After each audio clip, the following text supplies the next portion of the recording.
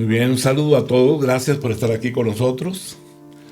Queremos caminar a través de la Escritura y realmente algo que uno se pregunta es, ¿será este el fin de los tiempos? La realidad es que esto lo veremos a través del estudio que estamos llevando a cabo, el libro del destino, donde las cosas están fundamentadas de tal manera que el cumplimiento hasta hoy de esta palabra siempre ha sacudido el mundo. Las naciones saben que hay un final. La ciencia ha ido descubriendo al ir estudiando las cosas naturales, van viendo y descubriendo que realmente todo tiene un fin. Muy bien, pues hoy una vez más vamos a entrar a este tema viendo los tiempos finales. Y vamos a orar y a poner todo en las manos de aquel que nos llamó de las tinieblas a su luz admirable. Cierre sus ojos y oremos. Señor, muchísimas gracias. Tu bondad es grande, Señor. Eres un Dios maravilloso, extraordinario, que nos ama entrañablemente. Queremos decirte gracias por todas tus bondades. Queremos darte gracias por las múltiples formas y maneras en las cuales te has manifestado a la vida nuestra, Señor. Y hoy que caminamos a través del estudio, Señor, de los tiempos finales, pues estamos viendo que realmente no ese fin puede ser en cualquier momento, en cualquier tiempo.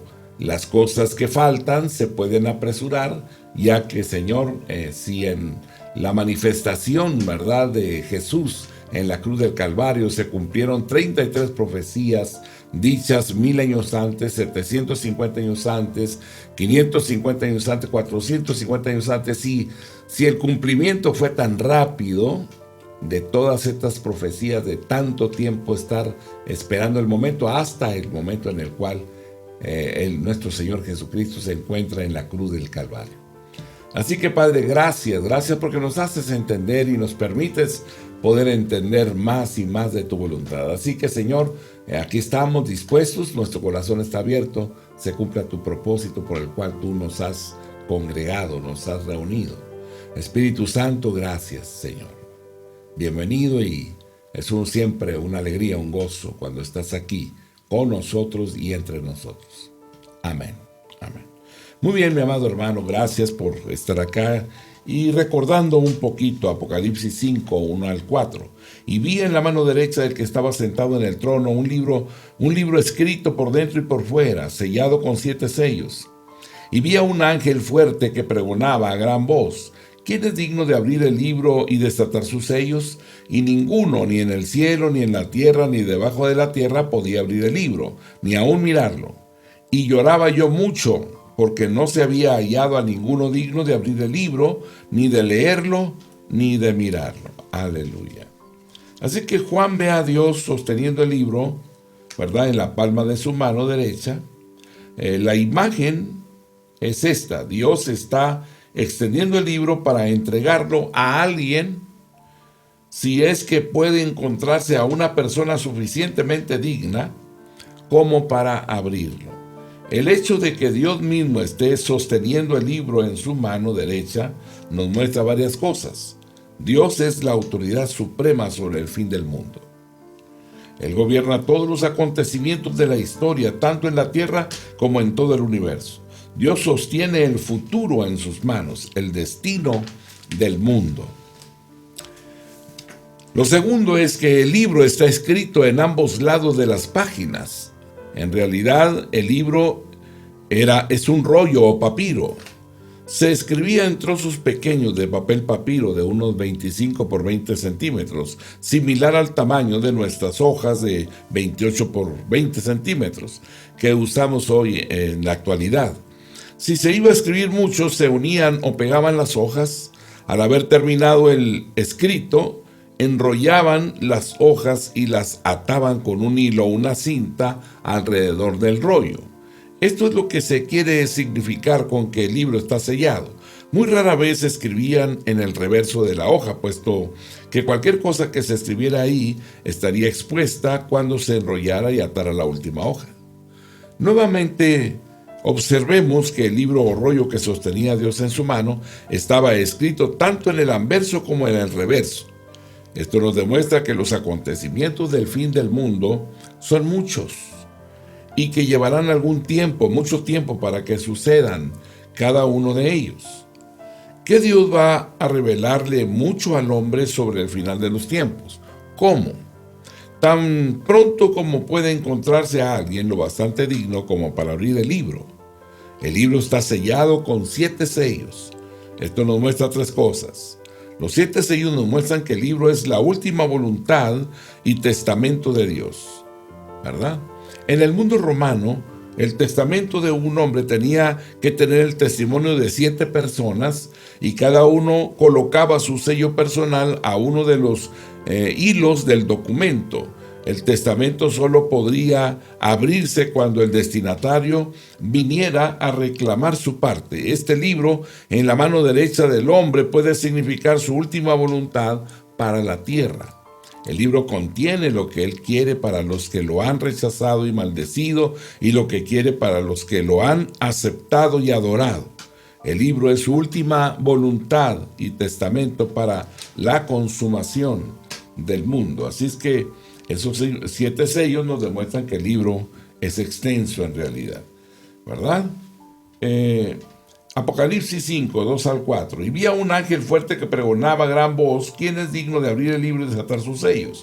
Y ninguno, ni en el cielo, ni en la tierra, ni debajo de la tierra, podía abrir el libro, ni aún mirarlo.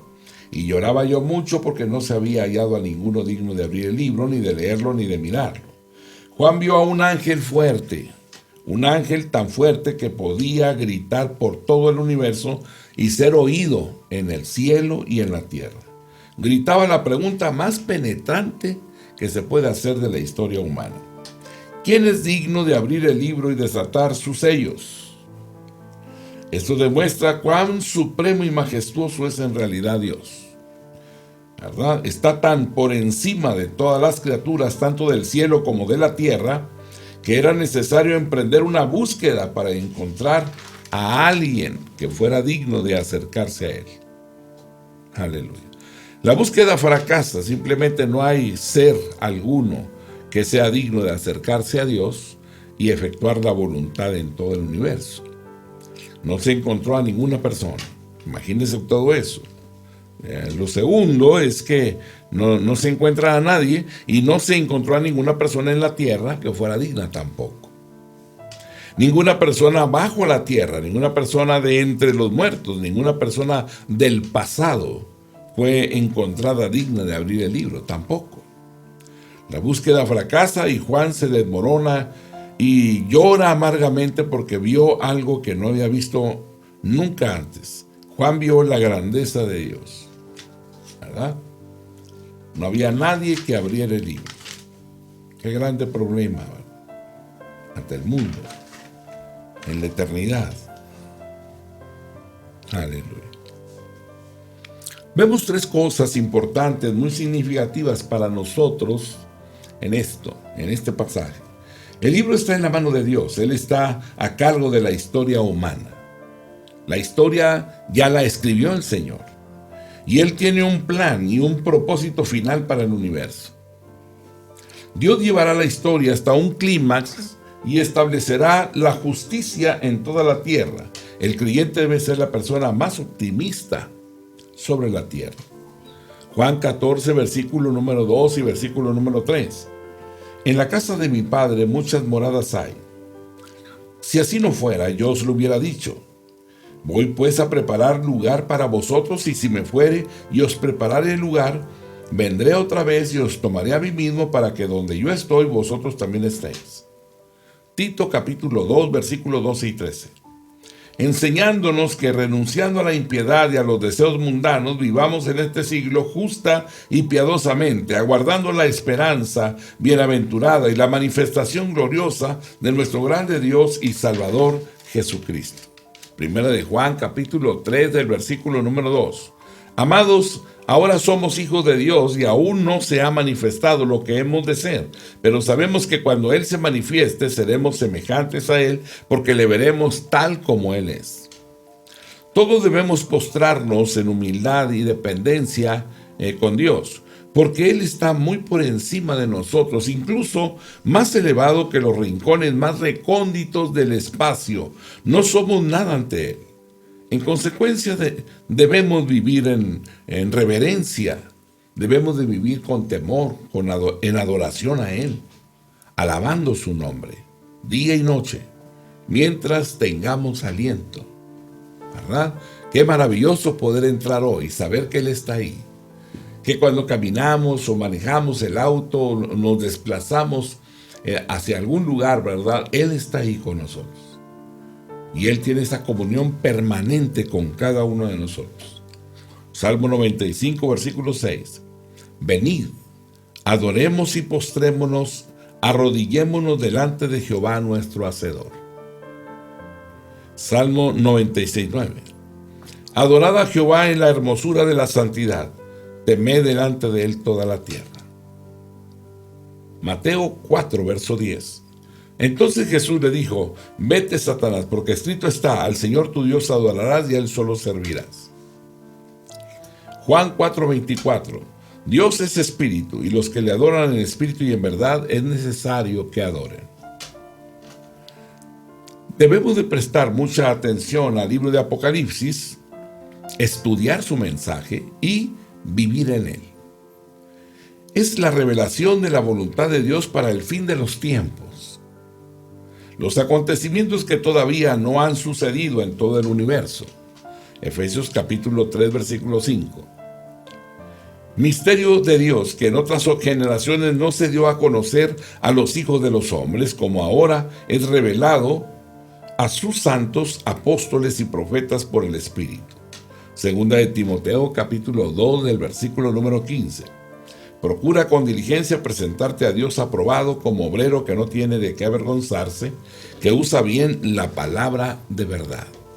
Así que esforzándonos, ¿verdad?, en meditar en la Escritura y mirando bien, analizando, revisando lo que está escrito en este pasaje de Apocalipsis para guardar y poner por obra los mandatos y ordenanzas que Él nos manda y de esa manera estar listos y preparados para el tiempo final. ¿Verdad?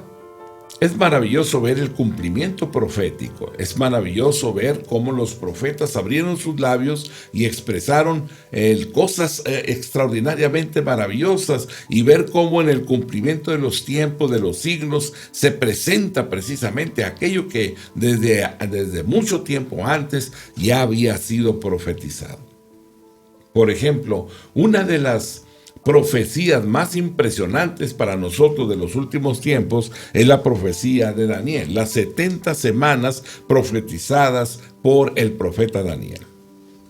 Las 70 semanas giran alrededor del Mesías príncipe, de lo que los judíos le hicieron cuando apareció y del juicio de Dios sobre los judíos por haber cortado al Mesías príncipe. Jesús viene, se presenta y dice: a los suyos vino y los suyos no le recibieron. Y en ese momento es cortado, ¿verdad? ¿Quién lo corta? Lo corta a su pueblo. No creen que Él sea el Mesías, por lo tanto, a los suyos vino y los suyos no le recibieron. Es importante notar que hasta el momento el Mesías no es llamado rey, sino que príncipe. Esta profecía predecía el principio del ministerio que el Mesías tendría sobre la tierra.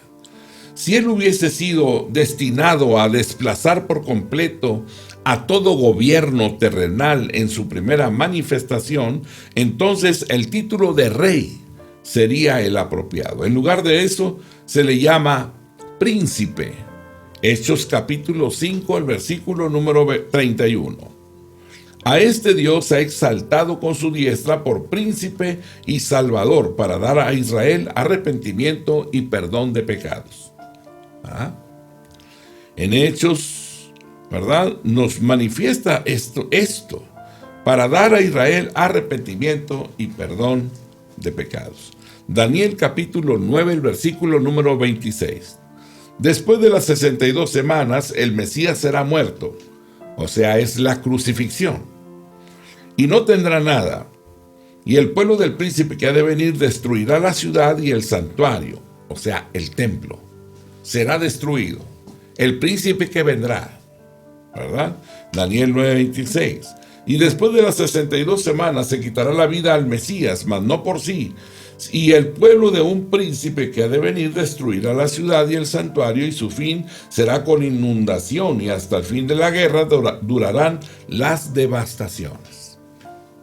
En este versículo leemos que después de 62 semanas, o sea, 7 semanas, luego 62 semanas, nos dan 69 semanas, ¿verdad? En esas 69 semanas dice, y el versículo que vemos aquí no tomando en cuenta, o tomando en cuenta las primeras 7 días o años, 7 días, se habla de la primera semana, luego las 62 semanas, y esto nos suma 69 semanas, que son 483 años, día por año, ¿verdad? Veamos esto. A la mitad de la semana pondrá fin al sacrificio y a la ofrenda de cereal. Esto significa el Calvario, a la mitad de la semana 70. La palabra cortado habla de la muerte abrupta e intempestiva del Mesías. Aún Isaías es más ilustrativo. Isaías 53, el versículo número 8. Por cárcel y por juicio fue quitado, y su generación, ¿quién la contará? Porque fue cortado de la tierra de los vivientes, y por la rebelión de mi pueblo fue herido. Inmediatamente el ángel declara que había un castigo por parte de un príncipe del pueblo que había de venir.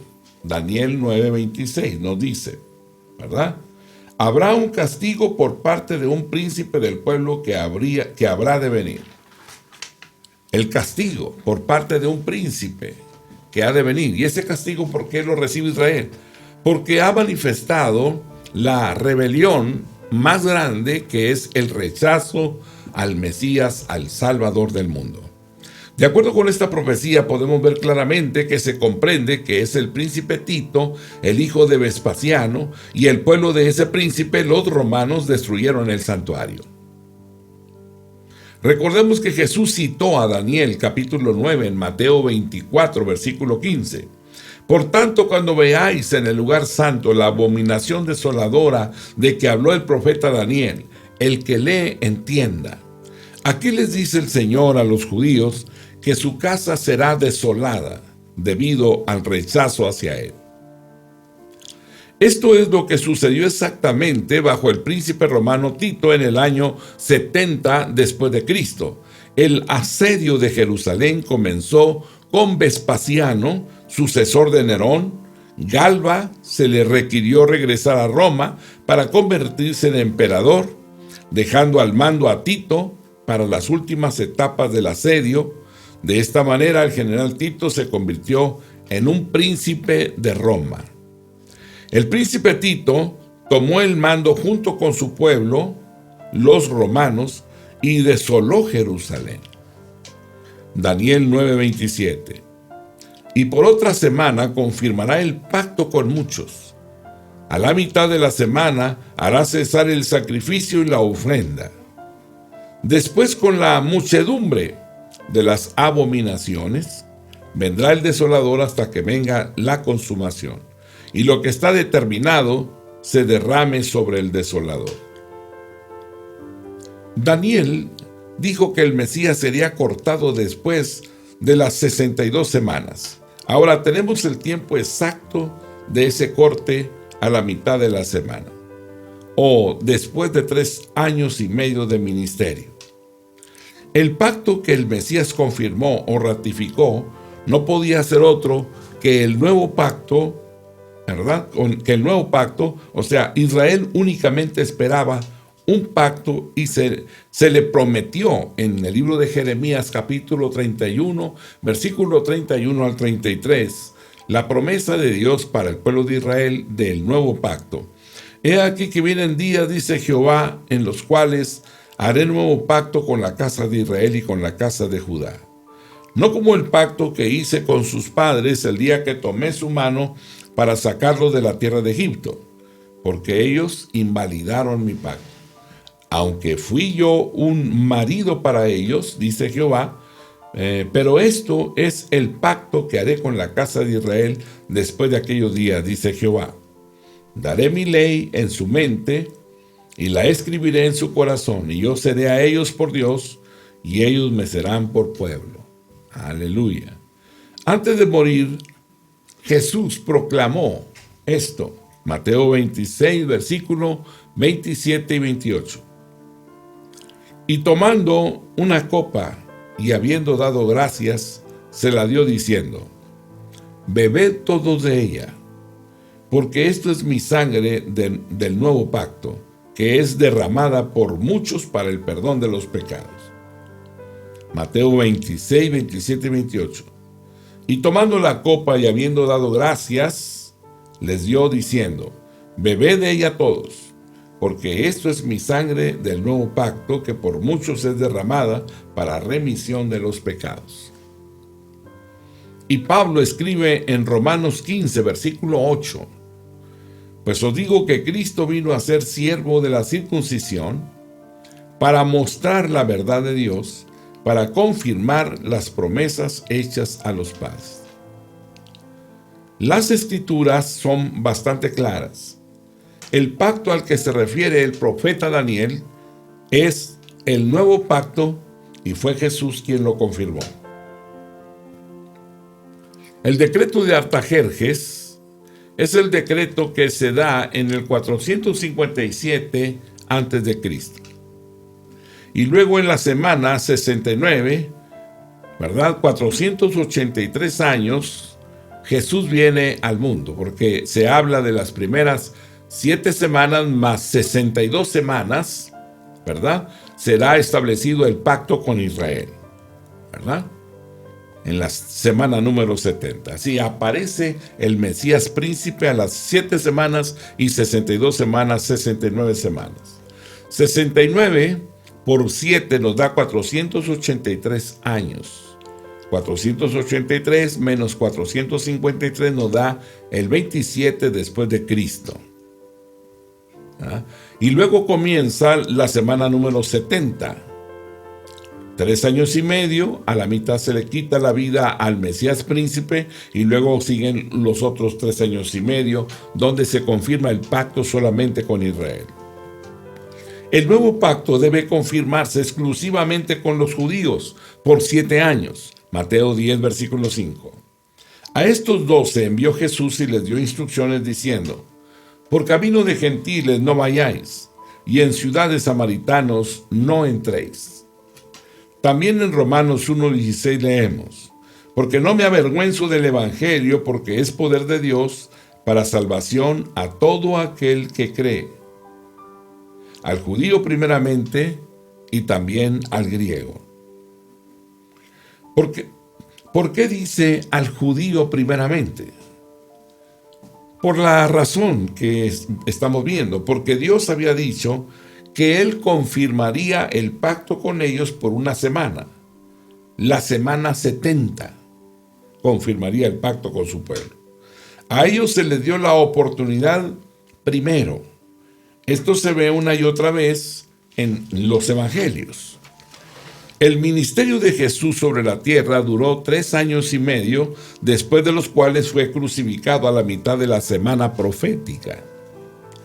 El velo en el templo se rompió de arriba abajo, causando que el sacrificio del Antiguo Testamento dejase de existir para siempre.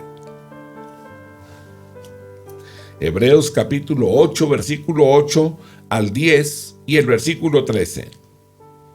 Porque reprendiéndolos dice: he aquí vienen días, dice el Señor, en que estableceré con la casa de Israel y la casa de Judá un nuevo pacto, no como el pacto que hice con sus padres el día que los tomé de la mano para sacarlos de la tierra de Egipto, porque ellos no permanecieron en mi pacto, y yo me desentendí de ellos, dice el Señor, por lo cual este es el pacto que haré con la casa de Israel después de aquellos días, dice el Señor. Pondré mis leyes en la mente de ellos, y sobre su corazón las escribiré.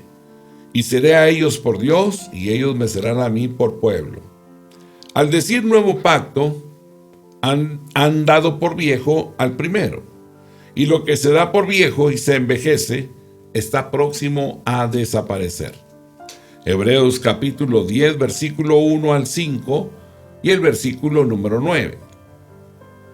Porque la ley, teniendo la sombra de los bienes venideros, no la imagen misma de las cosas, nunca puede, por los mismos sacrificios que se ofrecen continuamente cada año, hacer perfectos a los que se acercan. De otra manera, cesarían de ofrecerse, pues los que tributan este culto limpios una vez, no tendrían más conciencia de pecado. Pero en estos sacrificios cada año se hace memoria de los pecados, porque la sangre de los toros y de los machos cabríos no puede quitar los pecados. Por lo cual, entrando en el mundo dice: sacrificio y ofrenda no quisiste, mas me preparaste cuerpo. Y diciendo luego: he aquí que vengo, oh Dios, para hacer tu voluntad, quítalo primero para establecer esto último. Nuestro Señor Jesucristo, Él es el que proclamó en el libro de Mateo capítulo 23, versículos 37 y 38. Jerusalén, Jerusalén, que matas a los profetas y apedreas a los que te son enviados. ¿Cuántas veces quise juntar a tus hijos como la gallina junta sus polluelos debajo de las alas, y no quisiste? He aquí vuestra casa os es dejada desierta. Daniel 9:27. Y por otra semana confirmará el pacto con muchos. A la mitad de la semana hará cesar el sacrificio y la ofrenda. Después, con la muchedumbre de las abominaciones, vendrá el desolador hasta que venga la consumación y lo que está determinado se derrame sobre el desolador. Jesús personalmente cumplió la primera mitad de la semana. Nos falta la otra mitad de la semana 70 de Daniel, ¿verdad?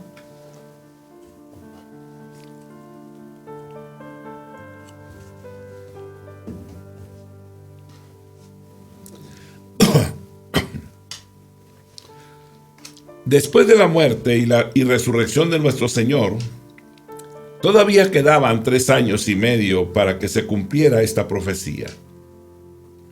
Quedaba la mitad de la semana para confirmar este pacto con los judíos. Antes de ascender al cielo, Cristo ordenó a sus discípulos. Mateo 28, versículo número 19. Por tanto, id y haced discípulos a todas las naciones, bautizándolos en el nombre del Padre y del Hijo y del Espíritu Santo. Esta comisión autoriza a los discípulos para ir a todo el mundo y predicar el Evangelio, las buenas nuevas del reino. Sin embargo, ellos no hicieron esto de una forma inmediata. Ellos se quedaron y predicaron solamente a los judíos. Mientras más predicaban, más se les perseguía. Esta persecución llegó a un momento dramático con la muerte del mártir Esteban. En Hechos capítulo 7, versículos 51 al 59.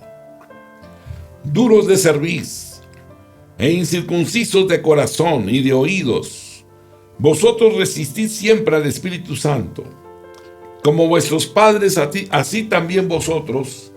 ¿A cuál de los profetas no persiguieron vuestros padres? Y mataron a los que anunciaron de antemano la venida del justo, de quien vosotros ahora habéis sido entregadores y matadores. Vosotros que recibisteis la ley por disposición de ángeles y no la guardasteis. Oyendo estas cosas, se enfurecían en sus corazones y crujían los dientes contra él. Pero Esteban, lleno del Espíritu Santo, puestos los ojos en el cielo, vio la gloria de Dios y a Jesús que estaba a la diestra de Dios. Y dijo: he aquí, veo los cielos abiertos y al Hijo del Hombre que está a la diestra de Dios. Entonces ellos, dando grandes voces, se taparon los oídos y arremetieron a una contra él.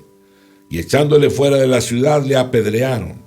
Y los testigos pusieron sus ropas a los pies de un joven que se llamaba Saulo, y apedreaban a Esteban mientras él invocaba y decía: Señor Jesús, recibe mi espíritu. Podemos ver cómo Esteban defendió el Evangelio y de cómo condenaba severamente a los judíos. Su mensaje fue el de Cristo o nada. Esto penetró en sus corazones y lo mataron. 3 años después de la crucifixión, en el 33 después de Cristo, hay quienes han tratado de que la medida de tiempo de la venida del Señor, en el cumplimiento del tiempo, termine en este evento que es la muerte de Esteban. Pero esto no es correcto, porque la profecía declaraba que el pacto sería confirmado exclusivamente a los judíos durante 7 años, ¿verdad? Significa 70 semanas, 70 por 7, 49, 490 años o 490 días, que son años. Si la medida del tiempo comienza en el 457 a.C., esto no puede terminar sino hasta el 34 después de Cristo. Por lo tanto, es necesario encontrar el evento que señaló el fin de la profecía. En Mateo capítulo 10, versículo 5, Jesús instruyó a sus discípulos.